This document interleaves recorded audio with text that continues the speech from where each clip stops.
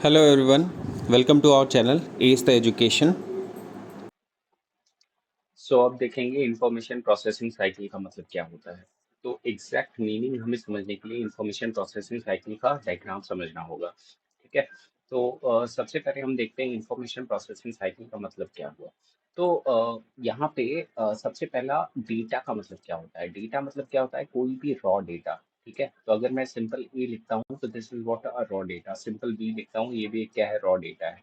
अगर मैं सी लिखता हूँ तो ये भी क्या है, रॉ डेटा है। ठीक है, अगर कोई मैं डिजिट लिख देता हूँ 10, तो this is also a raw data. तो हम क्या कह सकते हैं, these are what we called as a raw data. ठीक है, तो डेटा मतलब क्या होता है, जिसकी कोई स्पेसिफिक मीनिंग नहीं होती है। सो data is a collection of raw fact. हम क्या कह सकते हैं, रॉ फैक्ट एंड फिगर्स। ठीक है, रॉ फैक्ट एंड फिगर्स को हम क्या बोलते हैं, डेटा। ठीक है।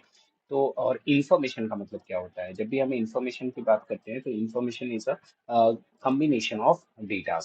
सो हम कह सकते हैं combination of datas, combination of datas. Okay.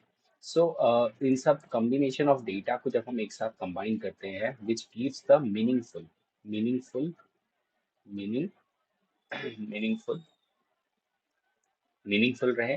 ठीक है, अगर मीनिंगफुल है तब हम इसको क्या बोलेंगे, इंफॉर्मेशन बोलेंगे। ठीक है, तो इंफॉर्मेशन प्रोसेसिंग साइकिल, जब हमने एक डेटा को कंबाइन किया किसके साथ, इंफॉर्मेशन के साथ, और उस इंफॉर्मेशन को हम क्या कर रहे हैं, प्रोसेस कर रहे हैं। मतलब हम उसको क्या करना चाह रहे हैं, कंप्यूट करना चाहते हैं। फॉर एग्जाम्पल, अगर मैंने इनपुट यहाँ से दिया, सपोज यहाँ से इनपुट दिया, तो ये मैं क्या दे रहा हूँ, इनपुट दे रहा हूँ सिस्टम को। तो इनपुट सपोज मैंने क्या दिया, ए प्लस बी। मैंने ये क्या दिया, ये मेरा क्या है, इंफॉर्मेशन है। ये मैंने इनपुट दिया। तो इनपुट और साथ ही साथ process, which is going to this process. यहाँ पे हम क्या कह सकते हैं, this is part of what, ALU, जहाँ पे ऑपरेशन परफॉर्म होता है, ALU, and it is going to give the desired output. तो अगर हमें डिजायर्ड आउटपुट मिल रहा है यहाँ पे, तो इस कंप्लीट पूरे प्रोसेस को, this complete process is called as information processing cycle. Okay, information processing cycle. तो इसी तीन कॉम्बिनेशन को हम क्या बोलते हैं, इंफॉर्मेशन प्रोसेसिंग साइकिल। अब डेटा की अगर बात करें, तो स्पेसिफिक डेटा जो होता है हमारे पास, तो डेटा कैसा हो सकता है, अलग अलग तरीके का हो सकता है। सबसे पहला हम क्या कहते हैं, टेक्स्ट डेटा। तो टेक्स्ट डेटा क्या होता है, what do you mean by text data. तो टेक्स्ट डेटा का मतलब क्या होता है, जो भी हम अल्फाबेट से लिखते हैं, ए टू जेड जो भी अल्फाबेट लिखते हैं, उसको हम क्या बोलते हैं, टेक्सचुअल डेटा। ओके। और नेक्स्ट बात करें, अगर हमारे पास न्यूमेरिकल डेटा होता है, तो न्यूमेरिकल अगर हम लिखें, तो न्यूमेरिकल का मतलब क्या होगा, हम कह सकते हैं नंबर्स में, जैसे कि डिजिट हो गया, 0 to 9 हो गया, तो ये क्या है, न्यूमेरिकल डेटा हो गया। ठीक है।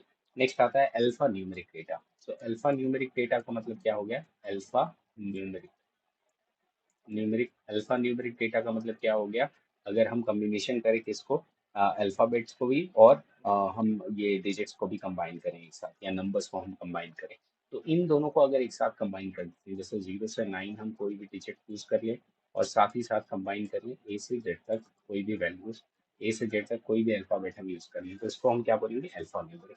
तो data, it is your textual data, numerical data, alpha numeric data. और उसके बाद हमारे पास क्या आता है, graphical data. Okay, so next one is what our called as a graphical data, graphical data. So graphical data का मतलब क्या हो गया, यहाँ पे हम कह सकते हैं it may be in the form of chart. हम देख सकते हैं अलग अलग चार्ट होते हैं, या हम कह सकते हैं ग्राफ हो सकता है। ठीक है, अलग अलग ग्राफ, या हम कह सकते हैं क्या, it is a type of what, image. हम कह सकते हैं इमेज का टाइप हो सकता है। ठीक है, तो ये क्या है, अलग अलग टाइप के ग्राफिकल डेटा को रिप्रेजेंट करते हैं। तो ये चौथा टाइप का हमारा हो गया डेटा। नेक्स्ट आता है मल्टीमीडिया डेटा। ओके, सो मल्टीमीडिया डेटा का मतलब क्या हो गया, मल्टीमीडिया डेटा। ओके, सो मल्टीमीडिया डेटा का मतलब हुआ हमारे पास, जैसे कि हमारा वीडियो, या हम कह सकते हैं प्लस ऑडियो। ओके, सो ये कैसे डेटा होते हैं, इनको हम क्या कहते हैं, मल्टीमीडिया डेटा। ओके, सो यहाँ पे इन सब, ये these are what we called as a combination of data. तो डेटा क्या हो सकता है, टेक्सचुअल हो सकता है, न्यूमेरिकल हो सकता है, अल्फा न्यूमेरिक हो सकता है, और साथ ही साथ हम क्या कह सकते हैं, यहाँ पे ग्राफिकल डेटा हो सकता है, मल्टीमीडिया डेटा हो सकता है। नेक्स्ट बात करें इंस्ट्रक्शन की, तो इंफॉर्मेशन एंड इंस्ट्रक्शन। तो इंस्ट्रक्शन को हम कहते हैं कि जिस फॉर्मेट में हम इनपुट देते हैं, ठीक है, यूजर जिस फॉर्म में देगा, वो हम क्या कह सकते हैं, information to perform the calculation. तो यहाँ पे अगर हमने ये इनपुट दिया है, इनपुट हमने कहाँ दिया है, यहाँ पे एएलयू के पास दिया है, तो ये हम कह सकते हैं एक तरह का हमारा इंफॉर्मेशन है, और इंफॉर्मेशन को हमने इनपुट दिया, तो this when it is giving into the input, जैसे ही हमने इसको इनपुट दिया परफॉर्म ऑपरेशन करने के लिए, तो इसमें कन्वर्ट हो जाता है इंस्ट्रक्शन में। तो हम क्या कह सकते हैं, it is called as what, instruction. Okay, it is called as a instruction. So information form of data, ठीक है। तो इंफॉर्मेशन क्या कहते हैं, processed form of the data को हम क्या बोलते हैं, इंफॉर्मेशन। और इंस्ट्रक्शन क्या होता है, जिस ऑर्डर में हम दे रहे होते हैं, ठीक है, ए प्लस बी, तो ए पहले है, प्लस बाद में है, बी बाद में है, तो this is what we called as a instruction. तो this is all we know as a information processing cycle. तो इससे ज्यादा और कुछ नहीं है इंफॉर्मेशन प्रोसेसिंग साइकिल में, और इससे बाहर कुछ भी नहीं आता है एग्जाम में। नेक्स्ट बात करते हैं सीपीयू। नाउ देखते हैं कुछ कंपोनेंट जो इन्वॉल्व होते हैं इसमें। सबसे पहला सेंट्रल प्रोसेस, सीपीयू का फुल फॉर्म क्या होता है हमारा, central processing, central processing unit. Okay, so you all must be aware about it. So central processing unit. Okay, so CPU के अंदर क्या क्या होता है, सबसे पहला होता है कंट्रोल यूनिट, उसके बाद होता है arithmetic and logical unit, and तीसरा क्या होता है हमारा, मेमोरी होता है, चौथा output devices, and next one is what, input unit. तो बेसिकली ये सारे इनपुट मिल के हमारा एक ऑपरेशन परफॉर्म करते हैं। तो हम कभी भी डेटा को हम किस में कन्वर्ट करते हैं, in the form of information, and information से हम उसको कह सकते हैं कि ढेर सारा हम इंस्ट्रक्शन देते हैं। ये इंस्ट्रक्शन कहाँ जाता है, ये इंस्ट्रक्शन हम input instruction, set of instruction लेते हैं, और इसको कहाँ पे भेजते हैं, we are going to send into the CPU. और जैसे ही सीपीयू में जाता है, it is going to accept it, and it is going to perform the operation. Now जो ऑपरेशन परफॉर्म होता है वो कहाँ से परफॉर्म होता है, हमारा अर्थमेटिक लॉजिकल यूनिट से। सो यहाँ पे कुछ सेट ऑफ हमारे पास क्या होते हैं, सबसे पहले हम अर्थमेटिक का मतलब समझें। तो अरिथमेटिक का मतलब क्या होता है, अरिथमेटिक मतलब होता है जैसे कि प्लस, माइनस, मल्टीप्लिकेशन, जिसको हम स्टार भी कहते हैं, और डिवीजन हो गया, मॉड्यूलस ऑपरेशन हो गया। तो ये सब क्या है, अरिथमेटिक ऑपरेशन हो गया। और लॉजिकल ऑपरेशन मतलब होता है जैसे कि हम एंड गेट यूज कर रहे हैं, या और गेट यूज कर रहे हैं, ठीक है, या नॉट गेट यूज कर रहे हैं। तो ये सब क्या हो गया, लॉजिकल ऑपरेशन हो गया, या नैंड हम कह रहे हैं, ठीक है। तो ये सब क्या हो गया, हमारे लॉजिकल यूनिट्स हो गए। तो इन सब से परफॉर्म जो होता है ऑपरेशन, जहाँ एक्चुअल एग्जीक्यूशन हो रहा है, इसको हम क्या बोलते हैं, arithmetic and logical unit. Okay, so next, arithmetic and logical units के अंदर और क्या क्या आता है, तो हम कह सकते हैं कुछ सेट ऑफ इसके अंदर क्या होंगे, रजिस्टर्स होंगे, जो इसकी वर्किंग में हेल्प कर रहे होंगे। तो registers are what, a place where it stores the information. Okay, जो भी इंस्ट्रक्शन है या डेटा है, वो इंफॉर्मेशन अपने पास रखेगा, और जब भी ज़रूरत होगी एग्जीक्यूशन के लिए, तब वो रजिस्टर यूजफुल होगा।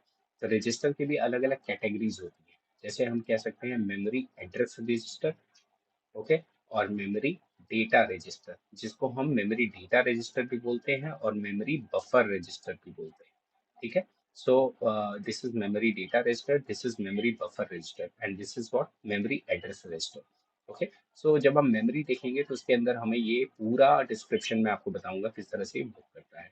तो until so far this is the basic, so we are going to learn the basic initially.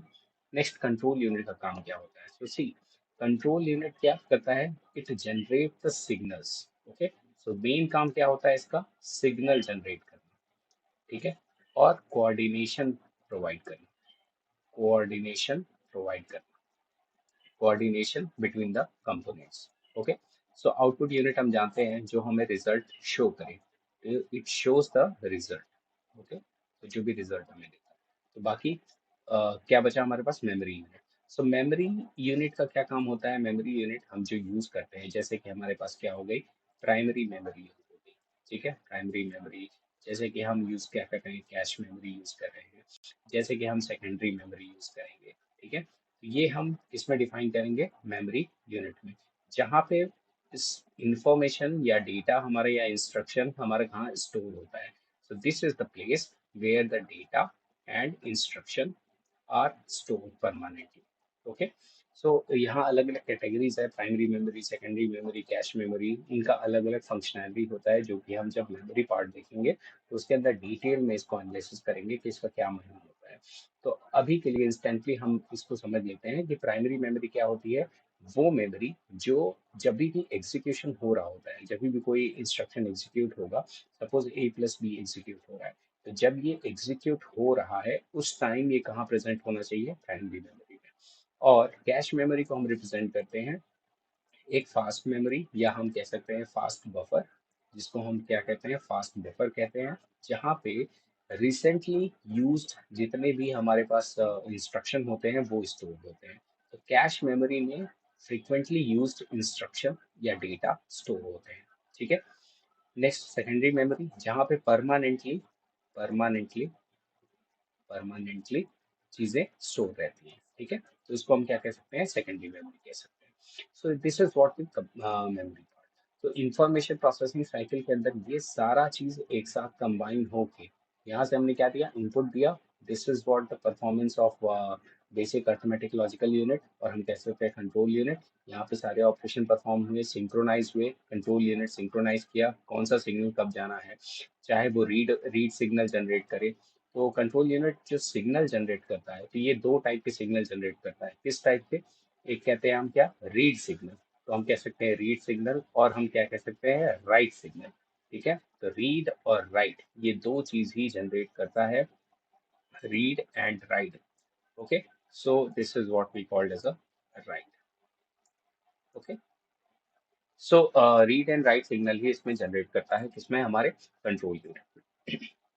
तो चाहे वो इनपुट डिवाइसेस हो, चाहे आउटपुट डिवाइसेस हो, या एएलयू हो, या लॉजिकल यूनिट हो, या हम कह सकते हैं मेमोरी यूनिट हो, सबको मैनेज और कोऑर्डिनेट कौन करता है, हमारा कंट्रोल यूनिट करता है।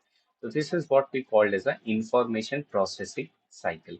सो इससे ज़्यादा और इससे बाहर हमें समझने की जरूरत नहीं है, इतना एनफ है हमारे लिए इंफॉर्मेशन प्रोसेसिंग साइकिल का मीनिंग समझने के लिए। नेक्स्ट बात करते हैं अलग अलग कंपोनेंट्स, उसका कैसे वर्किंग होता है। तो हम कह सकते हैं कंपोनेंट्स ऑफ कंप्यूटर में हमारे पास क्या है, इनपुट यूनिट है, आउटपुट यूनिट है, मेमोरी यूनिट है, सेंट्रल प्रोसेसिंग यूनिट है। तो इनपुट यूनिट को अगर हम समझे तो ये क्या करता है, accept instruction from and data from the user. User जो देता है, it helps in convert them into the form that computer can understand. तो कंप्यूटर जो समझ सके उसी फॉर्म में ये हमें देता है। तो बेसिकली यूजर किस में लिखता है, ह्यूमन अंडरस्टैंडिंग में। यूजर ह्यूमन अंडरस्टैंडिंग में लिखता है, और जब भी ह्यूमन अंडरस्टैंडिंग में वो लिखता है तो that is converted into the machine code, या हम कह सकते हैं उसको टारगेट कोड में जनरेट होता है। तो टारगेट कोड का मतलब क्या हुआ यहाँ पे, हम कह सकते हैं in the form of zeros and ones. Okay. Zeros and ones में कन्वर्ट होता है। So input devices are used to feed the data. Feed मतलब क्या होता है, जैसे हम खाना खिलाते हैं, तो वैसे कंप्यूटर को हमें खाना खिलाना पड़ता है, देना पड़ता है इंस्ट्रक्शन। जैसे कि हम कीबोर्ड कह सकते हैं, माउस कह सकते हैं, लाइट पेन कह सकते हैं। तो ये क्या हुआ, हमारा बेसिक इनपुट डिवाइसेस हो गया। आउटपुट डिवाइसेस का मतलब क्या हुआ, it accepts the output produced by the computer as a result. जो भी रिजल्ट आता है हमारे पास उसको हम क्या कह सकते हैं, आउटपुट डिवाइसेस कह सकते हैं। तो इट डिस्प्ले द रिजल्ट, जैसे एग्जांपल में हम क्या कह सकते हैं, मॉनिटर हो गया, प्रिंटर हो गया, प्लॉटर्स हो गए। ठीक है। तो ये सब क्या है, हमारे एग्जांपल है। नेक्स्ट मेमोरी यूनिट की बात करें, तो मेमोरी यूनिट का क्या काम होता है, store the input entered through input unit before processing start. Okay. सो जो भी प्रोसेसिंग स्टार्ट होने के पहले हमें इनपुट लेना होता है कि हमारा डेटा कहाँ स्टोर है। ठीक है। सो डेटा कहाँ स्टोर है, तो वो एक्चुअली कहाँ रहता है, मेमोरी के अंदर रहता है। तो जब भी एग्जीक्यूशन है, it is going to take the data from the memory, memory से ये डेटा लेता है। तो दो टाइप के होते हैं मेमोरी, एक होता है हमारा क्या, प्राइमरी, और दूसरा क्या होता है हमारा secondary. It holds the data before supplying them to the output unit. Okay. So output देने से पहले ये सप्लाई करता है किसको, ALU को। So memory synchronized होता है। synchronized का मतलब क्या होता है, जब भी डेटा चाहिए किसको चाहिए, ALU को चाहिए, तब वो डेटा को प्रोवाइड करता है। ठीक है। नेक्स्ट, सेंट्रल प्रोसेसिंग यूनिट का क्या काम होता है, it is a hardware with in a computer that carries out the instruction. तो सीपीयू का मेन काम क्या था, अभी हमने पीछे देखा था कि सीपीयू का मेन काम क्या होता है, CPU it is going to perform the operation whether it is arithmetic, और हम कह सकते हैं लॉजिकल यूनिट के साथ। ठीक है। तो ये हमारा सीपीयू का काम हो गया। CPU could be continued with in a single silicon chip, एक हम चिप सिंगल सिलिकॉन चिप्स पे यूज कर सकते हैं सीपीयू को। ठीक है। नेक्स्ट बात करें अर्थमेटिक लॉजिकल यूनिट क्या होता है, तो जो भी हम कहते हैं कि हमारे पास logical and operation or operation, multiplication, addition, subtraction, multiply, हम क्या कहते हैं, and operation, or operation, not operation, ये सब सारे ऑपरेशन इसमें एएलयू में परफॉर्म होते हैं। सो बेसिकली कैलकुलेशन जो भी होता है वो कहाँ होता है, एएलयू के अंदर होता है। तो ALU is used for mainly for calculation. Okay, तो जो भी कैलकुलेशन यूज होता है वहां पे हम रखते हैं एएलयू। कंट्रोल यूनिट का मतलब क्या होता है, it checks the correctness of the sequence of operations. ठीक है, and also it fetches the instruction. Control unit का मैंने क्या बताया, सिंक्रोनाइज करता है, सिग्नल भेजता है और सबको इंश्योर करता है कि सब सही ऑर्डर में ऑपरेशन परफॉर्म करें या प्रोग्राम सही ऑर्डर में एग्जीक्यूट हो। जैसे कि मैंने एक प्रोग्राम लिखा, उसका लाइन नंबर 1 है, लाइन नंबर 2 है, लाइन नंबर 3 है। ठीक है, तो ये हमें पता रहना चाहिए कि पहले ये एग्जीक्यूट होगा, उसके बाद ये एग्जीक्यूट होगा, फिर उसके बाद एग्जीक्यूट होगा। ये क्या हो गया, इसका ऑर्डर हो गया। तो यही चीज मेंटेन करने के लिए हम क्या यूज करते हैं, कंट्रोल यूनिट को यूज करते हैं। ठीक है, नेक्स्ट आता है हमारे पास क्या, सो बेसिकली कंट्रोल यूनिट का हम मीनिंग इन शॉर्ट क्या समझ सकते हैं, coordinate all the activities of input output devices. Next हमारे पास क्या आता है, रजिस्टर्स। रजिस्टर का मीनिंग क्या होता है, it is a special purpose high speed. High speed मतलब ये एएलयू के अंदर प्रेजेंट होता है और इसका हाई स्पीड होता है। जैसे कि हम क्या कह सकते हैं, बफर रजिस्टर, जैसे कि मैंने बोला था आपको, एमबीआर। ठीक है, memory buffer register. Okay, so buffer register, address register, that is what we called as MAR. Okay, address register जहाँ पे एड्रेस स्टोर होता है मेमोरी का, और मेमोरी बफर रजिस्टर में जहाँ पे डेटा स्टोर होता है।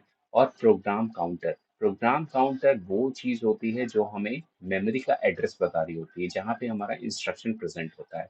सपोज करो ये आप मेमोरी है हमारी, और यहाँ पे क्या है, इंस्ट्रक्शन प्रेजेंट है। तो प्रोग्राम काउंटर हमें एड्रेस बताएगा जहाँ पे वो इंस्ट्रक्शन प्रेजेंट हो, नेक्स्ट इंस्ट्रक्शन प्रेजेंट हो जो एग्जीक्यूट होने वाला है। So this is what we called as a registers. Okay, this is the list of some frequencies of CPU. CPU की फ्रीक्वेंसी किस तरह से वर्क करती है, जैसे कि फ्रीक्वेंसी अलग अलग होती है। तो हर्ट्स हो गया, डेका हर्ट्स हो गया, हेक्टो हर्ट्स हो गया, किलो हर्ट्स हो गया, मेगा हर्ट्स हो गया। तो ये हमने डेली लाइफ में सुना हुआ है। गीगा हर्ट्स हो गया, टेरा हर्ट्स हो गया, पेटा हर्ट्स हो गया, एक्सा हर्ट्स हो गया, जेटा हर्ट्स हो गया, योटा हर्ट्स हो गया। तो ये इतनी क्वालिटी होती है। तो हम इसको रिप्रेजेंट कर सकते हैं, जैसे हम केबी के लिए 10⁻³ लिख लेते हैं, एमबी के लिए, मेगा हर्ट्स के लिए 10⁻6 लिख सकते हैं, और गीगा हर्ट्स के लिए 10⁻9 लिख सकते हैं। तो इन सब की करस्पॉन्डिंग वैल्यू होती है। तो सिंपल क्या है, 1 2 3 6 9 12 15 18 21 24।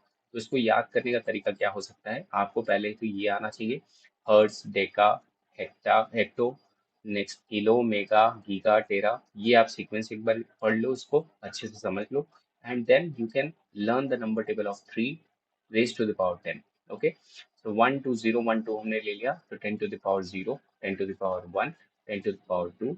और हम यहाँ क्या ले सकते हैं, अब नंबर टेबल ऑफ अगर 3 का आता है आपके पास, तो 3, 6, next 9, next 10⁻12, next 10⁻15, next 10⁻18, okay, next 10⁻21। so these are all written here।